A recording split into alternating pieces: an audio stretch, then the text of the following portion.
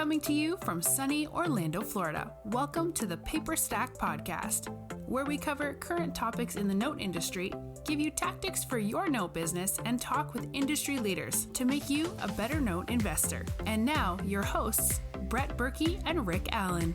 Another episode of the Paperstac podcast. Rick Allen, Brett Berkey. Yep. How you doing today? Good. It's spring breakish. So we had a small vacation to Grand Cypress for a day or two and now back to work. Nice. So we're heading out to San Antonio. So Nice. I'm super excited today. We have a long time waiting. We have a servicer on there, first servicer. This was the first servicer I used when I got into the business, and we're going to let them talk a lot about it. They've been pioneers in a lot of things in this industry, and they have definitely paved the way for newer boutique servicers. They cater to small guys and big guys. So we're going to bring on a very great guest. We're happy to have him, Tim Griffith from FCI Servicing. Tim, how are you? Doing great. How are you guys doing? Awesome, Good. man. Thank you so much for coming on. It's something I've been so excited about. When I got into the industry back in, 2012, we made the coup de grace of mistakes and did self-servicing. And once we finally got some education and kind of learned some of the snafus that can happen and how you can blow your legs off, we immediately found a servicer, and FCI was the one that came most highly recommended. And so that's who we went with. This is wonderful. Something I've been looking forward to. I want to tell us a little bit about you. Tell us about the company. When did you guys start? Stuff like that. Sure. So this is a family business. So my dad's the one who owns it. He started in 1982, which is longer than I've been alive. So that this is all I've known. He started as a foreclosure business, and then he started picking up little ancillary pieces until it turned into we're the nation's largest private servicer now. And that's been over all these years. It keeps rolling. Wow, that's awesome. How much do you have under management? So it's 12 billion is what we have under management across the portfolio. Billion. Wow, that's a lot. 82. You started in 82. Do you guys handle? I think I know the answer to this, but you handle small one-off investors, but you handle some pretty big clients as well. Is that right? Exactly. So it goes from, we say we do it all at one loan at a time. So if you have one loan, you can come in, there's no minimum. And we do that all the way up to, we can't say their names, but we do large institutions who have, like, some clients have $1 billion plus just on one client. Jeez. Wow. So yeah, the big guys. Yeah. So you're definitely big and growing. You guys started, from what I've heard through the grapevine, maybe you can talk about it or not, but have you guys, sounds like you guys are starting to expand maybe satellite offices or? Correct. So we just want to offer more and more, get the bigger team going across the country. Same thing, help with customer service, where we're based in California. That's where our campus is. We have 3 buildings here, about, I think, 160 people last time we counted. That in the office right now. It's not many people in the office right now, but across the company at the 160. So we want to offer more services. So we're licensed in all 50 states, and we do everything out of California. We want to get some offices, get some people around the country, and just heighten that customer service even higher. That's awesome. What sort of, how do I want to phrase it? I guess, did you guys see anything that had happened from COVID? You guys mentioned not everybody in the office. Has that affected your guys' ability to work or?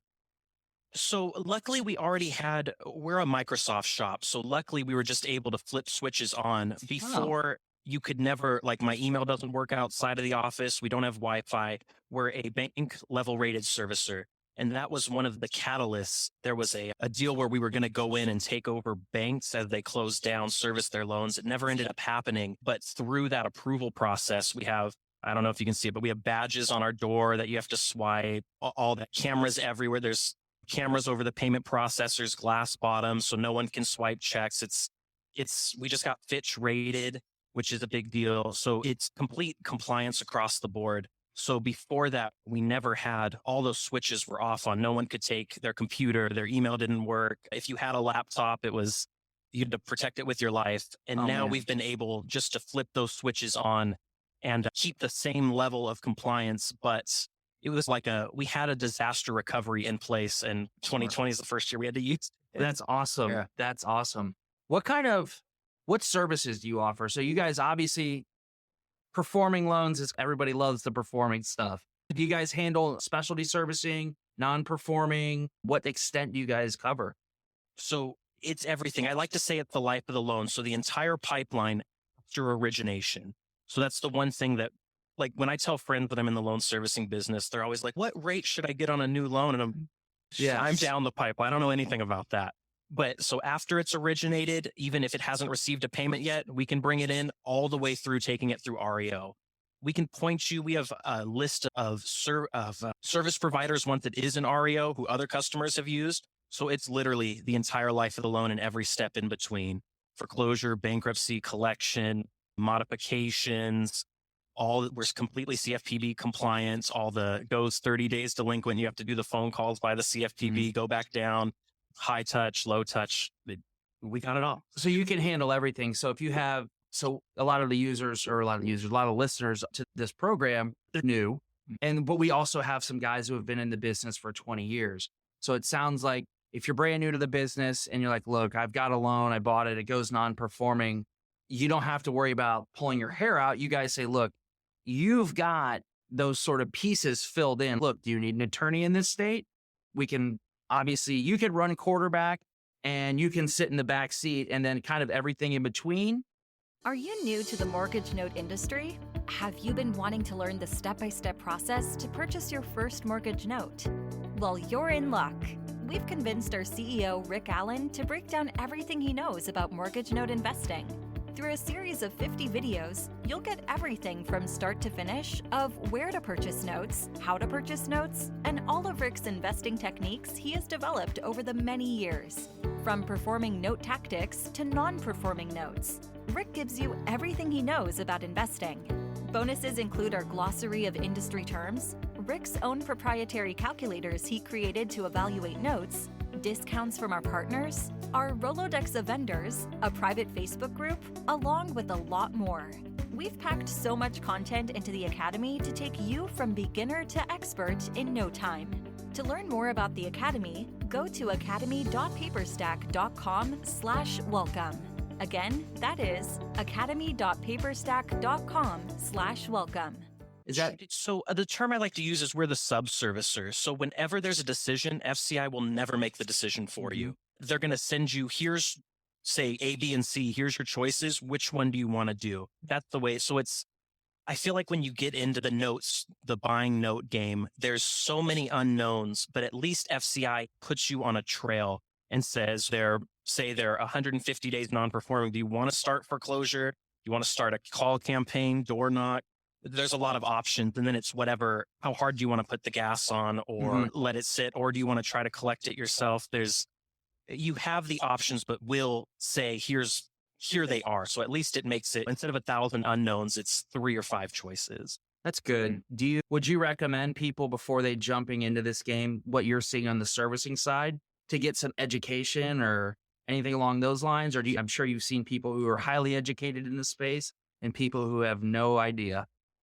A double-edged sword, right? So there's the people who have no idea, who just go with the flow and maybe do something they shouldn't have. It's a case-by-case basis, but there's times where a borrower doesn't call you for, say, it's like a loan in New Jersey, and you're a year or two into the foreclosure process. And then that day before the foreclosure, they say, hey, let's start making some deals. It's like, we're 2 years down the road. I think we tried to call you 10, 15 times, sent you letters. It's a little late now. Yeah. There's those sorts of decisions that you see what I'm trying to say. Yeah. You got to decide what your strategy is and stick to it. Something like that. So you don't go off course. Yeah. Could you guys provide any guidance, or is it simply, look, man, here are your choices? I know legally you're like, look, I don't want to legally provide guidance from what I've seen.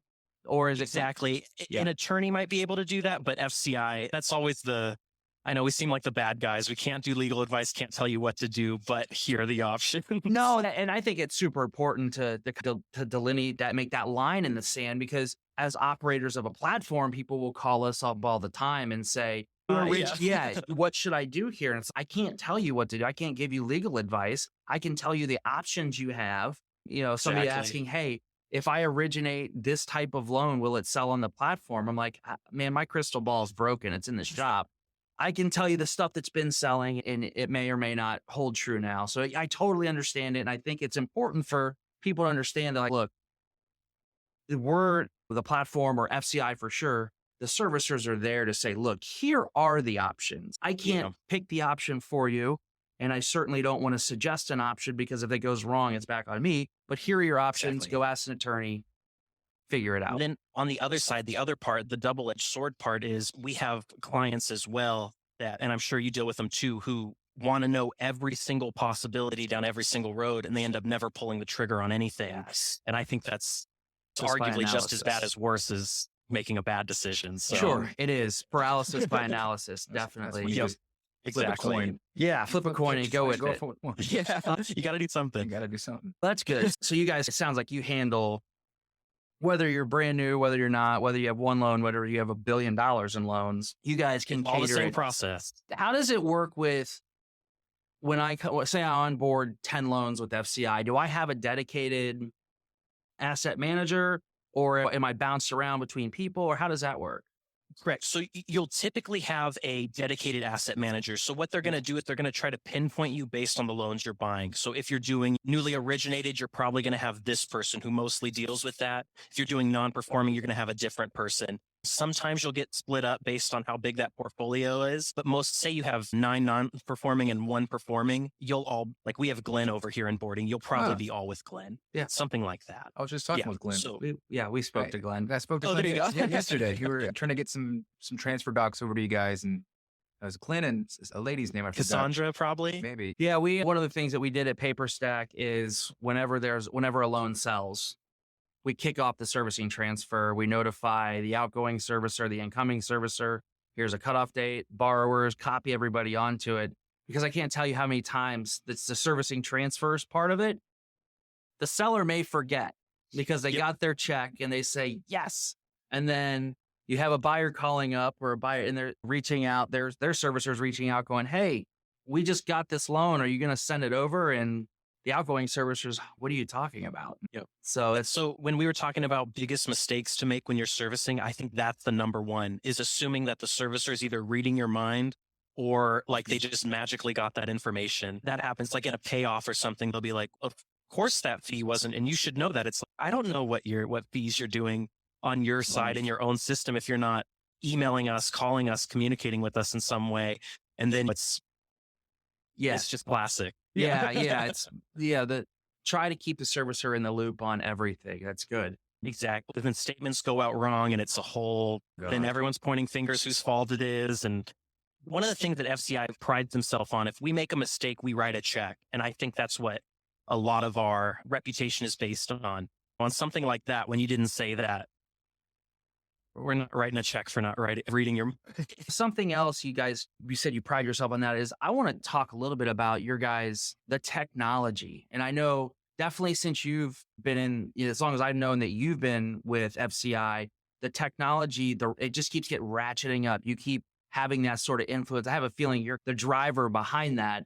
Talk a little bit about like the investor side of your portal, because a lot of times there's some servicers out there who there's a login and you can maybe see the most recent payday, but that's the extent of it. And one of the things about FCI's portal that the first thing I noticed is, wow, the access to reporting is just unreal. Exactly. So that's probably the feather in our cap, is that technology. So we have the system, the login, FCI web, LIRS. Everyone has it's had different names through the years. So you can tell when people signed on by what they call it. I tend to call it LIRS. That's the old name. It stands for Lender Information Reporting Software. But what it does is you see everything. So anytime someone in our system, like hypothetically, say you have a non-performing loan and there's a collector calling, they're going to type the notes on that call. I spoke to them. They said they're willing to pay. They just can't make it this month, whatever. And when they hit enter, boom, it's on yours instantly in a second. It live updates. And same thing when a payment's processed, you can see, okay, the check was received for this much went to principal, this much went to interest. They did it by a check by phone. So there's there's a check by phone fee. And then you can see there's a little paragraph as well that says the check is going to clear on X date. So then you're going to start seeing, you can map out everything. Everything is there. Our system, it's exactly mirrored. That came out in, I want to say 2003, 2004, something like that. And it was a live update then. And that's what got the ball rolling on how big it got. I think that's the big feather in the cap. And then we just keep updating it. So we launched it's got I know it's a love-hate relationship people have when we changed the buttons around, we changed the interface. You can still go back to the classic. So people are getting used to that.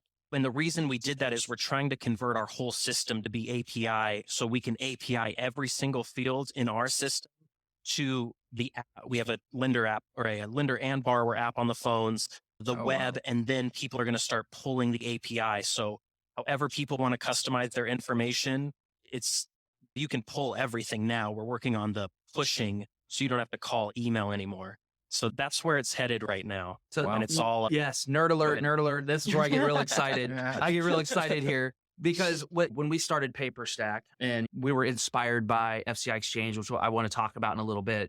But when we started Paperstac, one of our goals was to have as much transparency as possible and as much live, rich data. And we thought that starting out that we were going to be able to go to any and every servicer and they'd be like, oh yeah, I would love to give you the data, which was not the case. Yep. It was very difficult, even to the point where even once we had the platform up and started talking with servicers, they were like, look, yeah, we want to integrate with you. We can send you spreadsheets or stuff like that. And we've had this realization that our technology company, Paperstac, was for no rhyme or reason other than we were brand new and just on cutting edge tech. We were a little bit further down the road than most of the servicers. But FCI was the closest thing to it. We were so excited when we learned. I think we heard about it in last year that it was in the works. And then we just actually got our first API token yesterday. Oh, yeah? Yeah, we have an API token now with them. And so we're so excited because it's so important for loan sales to have rich, accurate data. Totally. And so now, just out of curiosity, we can pull anything. Can we pull the servicing notes? Yep. Oh man, sweet. That's great. And That's a game changer right there. It is a game changer. And just because on our end, if you're buying a loan, and Tim, you buy loans, is correct? Yep. Yeah, you buy loan. You want the servicing notes if you're buying the loan because totally. What does it do? Does it tell the story or? Absolutely. There's been plenty of times where a deal looks great on paper, paid to date, house looks great on before you order a BPO or whatever. And then you get in those notes and I'm just making this up, but basement flooded. I'm going to be behind on or all the windows are broken, or you see something they say that says, oh, there was black mold or something. And you're like, I'm gone. And it just means everything. Or you find they're a litigious borrower and that stuff scares me personally. I don't want to get into legal or if you buy it cheap enough, maybe it works, but you never know what you're going to find in there.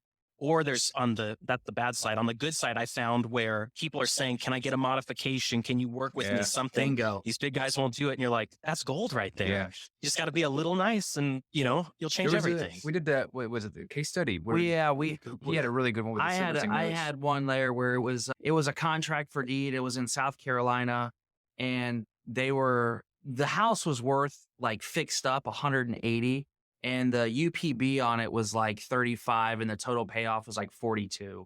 And so I was looking at it and they were asking like 33 and I ended up buying it so close to that because I got in the servicing notes and I was like, they wanted a modification. They had literally drawn up modification paperwork and the borrower went dark. And I go, if I have to take it to foreclosure, I'll probably make 20% because somebody will buy that at the auction. But if I can get him to sign it over, and it turns out that the borrower, when I talked to him, that was like, yeah, I didn't like the attorney that they wanted me to deal with. So I just said no. And it's those are the little nuggets of gold. And that was like a 60-day turn from 33 to we sold it for, I think, 95. And it was in 60 days. But that sat on Paperstac for 3 months and nobody bought it. Man.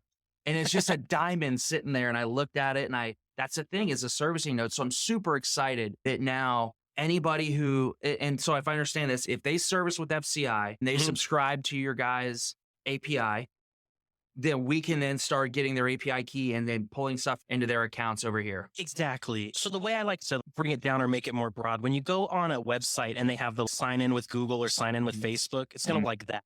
So I'm assuming they would just put in their FCI token or whatever in a Paperstac. Yeah, we don't have to get in the weeds on that when the development. It should be that easy. It will be. It's easy as signing in with Google. Yeah. Yeah, and that's exciting. For us, we look at that as an exciting thing because whenever it's time to if there's a loan transfer, I'd like to be able to have push button technology to where here, let's suck all the data and send it right to you.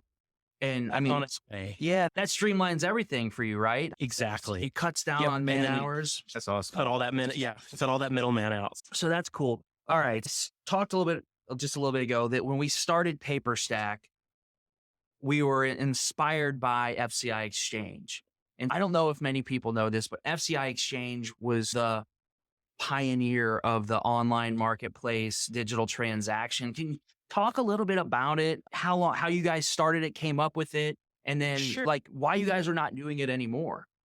Sure. So it started in, I want to say 2012, 2011. And the reason was we were having funds were getting, I want to say their non-performing loans were turning performing, and they had a certain bank line. So now say that they borrowed money at 6% and it's performing at 4%. They're getting eaten for 2% a month, and it's better to just get it off the books. So we wanted to create a platform where they could just move it from FCI servicing to FCI Exchange.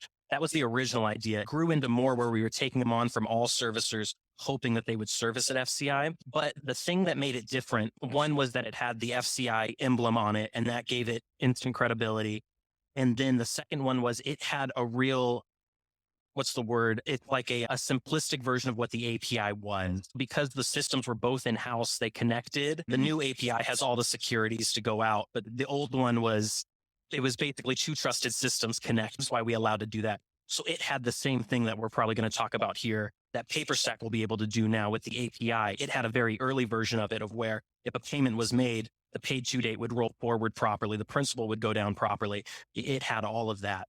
And it ran pretty well for those years. We had a problem at the end. It was a growing problem where people thought that the seller was FCI. Oh, And then when a seller would do something a little wild, say pull a deal or claim that a loan was something that it wasn't, say it wasn't serviced at FCI, and they were typing in whatever they felt like. Because you can only, I'm sure as you guys know, you can only verify so much. People can skate under the radar. They caused some legal noise claiming that it was us, and it was enough of a nuisance to say this problem's, it keeps happening, we're done. So we closed FCI Exchange, made it just FCI Lender Services. We reopened for a little bit as exchange loans, but it never took off because of that. It was missing that FCI diamond, at least in my opinion. And it was too hard. People didn't understand the jump.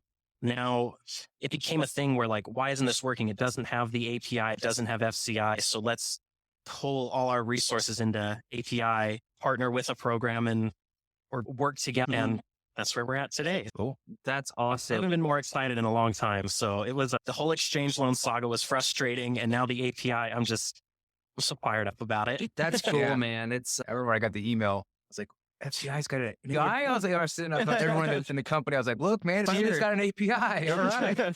It's such a big deal because we've been trying to crack that egg with people. And the closest we got is we get nightly data dumps now from a servicer, but it's still, they just wrote a script and they're sending out CSV files, which is fine, but it's just, it works. it works. But We do the same. the sort of the Yeah. gold is the API. And so We were so excited about it. We have this giant mountain of a backlog of stuff. And then we put it in there. We had a meeting last week. Yeah. And we're like, all right, look, all this is great. Let's just take this FCI thing and put it right at the front of the line. yeah, it So- literally, I love it got that. moved to the front of the line and it's behind stuff that has been there for 2 Yeah. years. Yeah. So I think our developers maybe talking to somebody at your company. I don't know if I got that for you yet. Yes, it has. Mike Lucy was exchanging emails with Lucy, and then I got tasked to get the API token because I have to log in through our account. Oh, gotcha. So we're logged in, we're set. Cool. We got our test site Perfect. going, and Nice. It'll be fun. yeah, it's gonna be good. It's gonna be great. I think it's gonna be great for you, great for your clients and customers. So look, if they need a platform to start selling loans, they can. Totally. And it's Absolutely. and the data's live, and that's the most important thing. So one of the things I wanted to hit too, because when the whole API thing started, and even today, like I'm the one who's moving on it from the ideas, but I work with a programmer. So if people want to like go in detail about how to connect things, I just forward those to the programmer. You know what I mean? Yeah. I'm more the front end of it. But on that same thing, so I work with two companies buying loans. We have a company over here, and then I do it with my dad, me, and my brother. We have a company as well. So we would update our charts manually. I'd like to know where our UPB was, loan to value, that sort of thing. And it would like once a month, I would go through and be like, here we go. because we have our Excel sheets in a certain format and FCI pulls the Excel in a different format. So you either have to copy and paste them or just go down line by line. And if we could hook up the API, but I have no clue how to hook up an API. I could hire somebody, which, is a bad idea.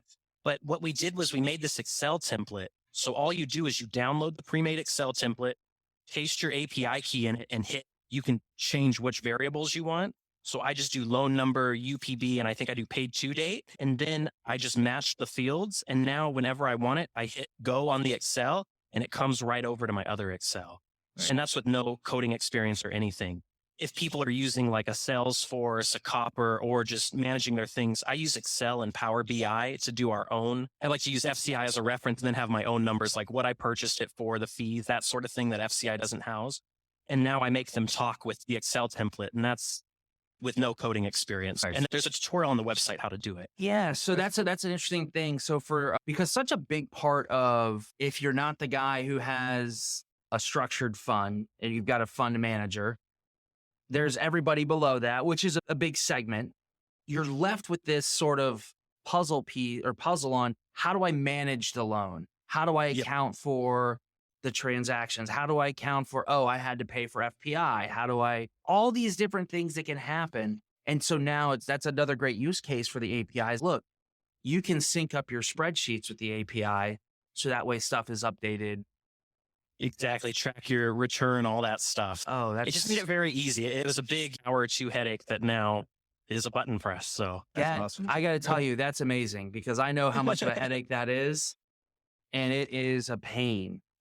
Let's talk a little bit. It's super easy to get started with FCI. You go on, you can onboard. Let's talk about some of the things, maybe like your top 3 or 4 or 5 biggest mistakes you're seeing. You're like, look, here's some things that new investors hear, like the ahas, the gotchas that they need to watch out for when choosing a servicer, when coming on board, or just in loan investing in general. Sure. So do you want to do the buying loans first or the servicer part? We'll do the buying loans first because Okay. I think that'll be good. And then the servicer part will follow up right afterwards. So my dad had the saying, and this has been, it's gone in my favor, and then some of them have not gone so well. And I'll tell a specific story about it. It's hope for the best, plan for the worst. Yeah. So if your due diligence isn't, I wouldn't say spot on, but you got to make sure that you're going to make money even in the worst case scenario, which I tend to think is getting the REO back. Yeah. But I got a reality check where we started borrowing some money to buy loans because we wanted to ramp up more and more. So my line of credit was at about 5%. And I live in California, so there's the city, Yorba Linda, right down here. It's like it's a kind of old part of town, but it's old town. The houses are nice, they're big, they're expensive. You assume that the houses are probably like $1 million, something like that. And a loan came up in Yorba Linda, and I'm like, I can go drive there. I don't have to hire a BPO. I don't got to do anything. And I know Yorba Linda's nice. That'll sell no problem. I'm in. So the house was worth, I think, let's just say $1 million. And the loan was $750,000. And I'm like, that's a slam dunk. So I bought it. The interest rate was 2.5% and it was non-performing. And then he starts performing, which is usually a good thing. But now, just like I was saying, how the FCI exchange started, now I'm on the hook for 2.5% every time he makes a payment. I'm losing money now. And that's one of those things that I never put the pieces together on until I started getting burnt by it. So it's those sort of, I would have thought that the worst case scenario was the house is all busted when we get in there, that sort of thing. But the actual worst case scenario was he starts performing at my higher borrowed rate.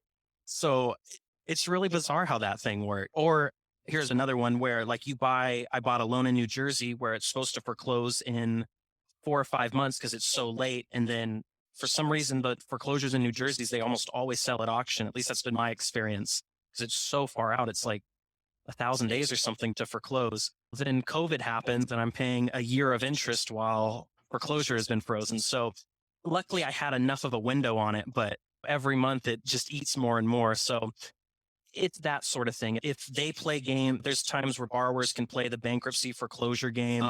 You just got to make sure that you're buying at that right price to make sure you have that window so you're not going upside down. You never want to be at the time where it needs to sell at this at auction or I'm burnt across the board. So just plan for the worst. I would say that's number one.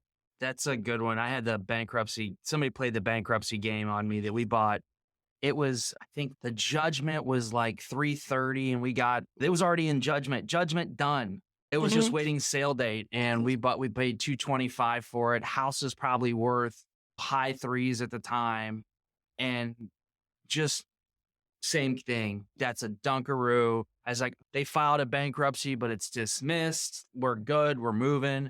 And three bankruptcies later, and just my attorney dropping the ball a little bit. It was just one of those things where it was like, man, that got us. And so we had fortunately, time helped us out too. Property values went up, but instead of what was looking like going to be a $70,000, $80,000 deal in a matter of 90 days turned into, we made 20 grand, and we did it over the course of 3 years. So that was no good.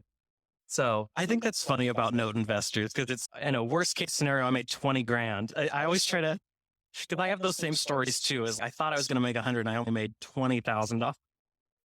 Which, hey, all in all, yeah, okay, I made 10%, but I did it over 3 years. And you just, if you have money involved, if you're paying, then you're like, wow, it eats you up. And you're like, I could have done that, made 3 times that much if I just would have done something different. But anyway, so I know. Just hope for the best, plan for the worst. What else do you have out there? I think at least this is what seems to be happening right now with COVID, and it kills me on some level, is it's getting harder to find inventory, which with less loans means the prices are higher, and like non-performing loans, I see people asking a lot of money. And I understand that it's tempting when you have money to deploy. I got to put it in something, but be careful, I guess, would be my next one. Is I love buying notes. I love having the pipeline full, all of that. But I've overextended sometimes because I want to buy X amount of notes a week, a month. And then your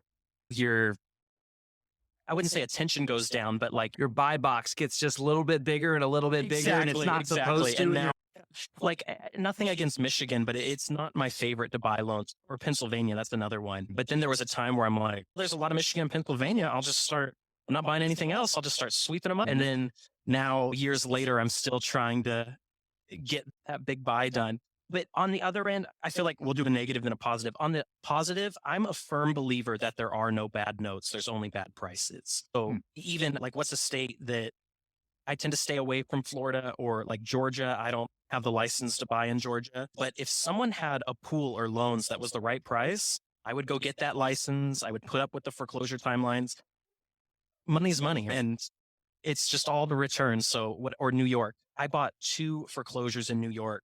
I don't know if one, that was like 3 years ago. I don't think one's still foreclosed. And then one took 2 years to foreclose. And it was just like, I wouldn't say it was hitting the jackpot, but because I put all that work in over 2 years, when it finally foreclosed, it sold like that. Yeah. And it was like, New York's one of my never buy-in states, but that one, price was right, penciled out. Let's do it. So the worst made sense. Yeah, definitely. I hear you there. Okay, what about on the servicing side? So we've got... Sure. So I feel like on the servicing side, it's pretty simple. Just stay in communication. When they ask for, I need form X, Y, and Z, they'll highlight them for you. Just fill this out. Just do stuff in a timely manner. That's about it. If someone sends you an email with a choice, a business day or 2, just write back. It's real simple. Stay in communication. Things will go smoothly if you... Exactly. Yep. That's a question. So we do have a lot of people that are new, right? And so they don't have a servicer, or they're like, they haven't set one up. And I usually always say, hey, stay with whoever it's with already, because that's just the best practice. And so I didn't know if they need to have the loan in their possession to actually start the process with FCI, or at the seller servicing transfer, that alone would start them creating accounts. Like, I don't know what. So just on my side for like customer support, what would be the best process? Hey, you don't have a servicer. If you're going to go with FCI, here's the documents you need so that when it happens, you're not missing like a payment or something like that. What's the best system for that? Absolutely. So when they say they finished the purchase on Paperstac, they would either call, and the numbers are on the website. So you would just call, you'd either get Gordon or Lucy. They're the incoming for the entire company. So they'll listen to what you bought, what you're looking to do, that sort of thing. And then they put you in contact. I like to think of them as they're the gatekeepers. So then once you tell them what you have, what you're looking to do, they open the gate and say, you're going to talk to Glenn, you're going to talk to Chris, you're going to talk to Felicia. And they set you up and they hold your hand.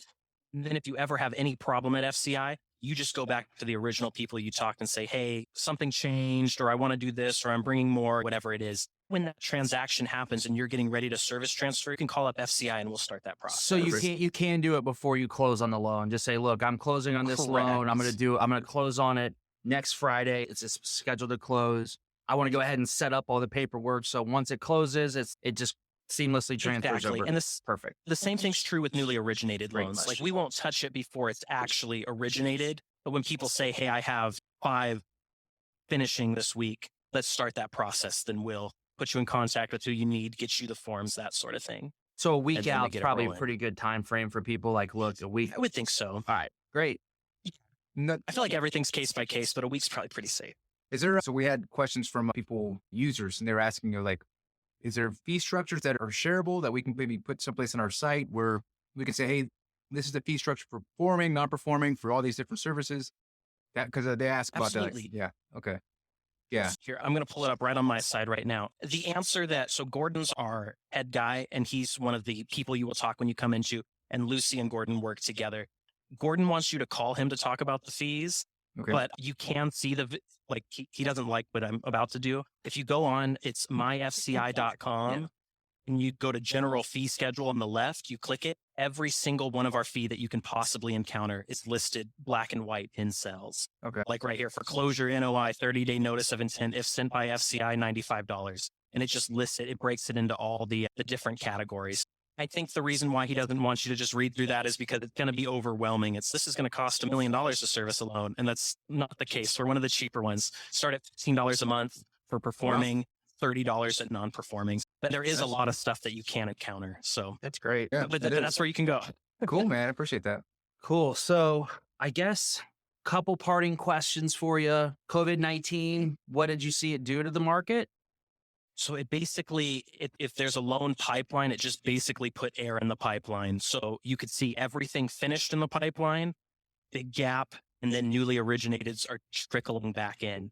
So in our standard performing, the big thing is we have the fix and flip loans. Yep. So they're a year or two, that's the only life of the loan, and they pay off and then they originate new ones. And it's just this constant roll. So the main problem with COVID is they were paying off and not getting originated because everything paused. Yeah. So it made the servicing dip and now it's climbing back. And a lot of customers, I mean, including me, I haven't bought a loan in a handful of months because I just think everyone wants to see the original prediction when COVID happened. I'm like, people are going to be fire selling and I'm going to eat them all. I know it's going to come back. And then it's like the housing crash on some level. It's like all this housing, if you would have had the foresight to buy all that housing, you'd be real nice right now. So I thought that's what was going to happen, but it's not. It didn't seem, at least I didn't see that. It's like everyone paused and said, I'm not going to fire sell and I'm not going to originate new loans. And then it just happened.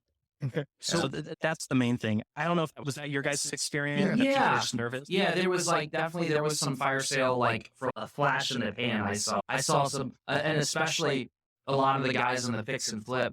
I saw people taking 80 cents on the dollar for fix and flip loans, and some of that stuff was tied into, I think, floats on stuff they were doing with holding back money for repairs. And so I don't want to go into that, but yeah, we did see that little flash in the pan. But then as quickly as it started, it stopped. I think there was almost like a 45 to 60 day window of that.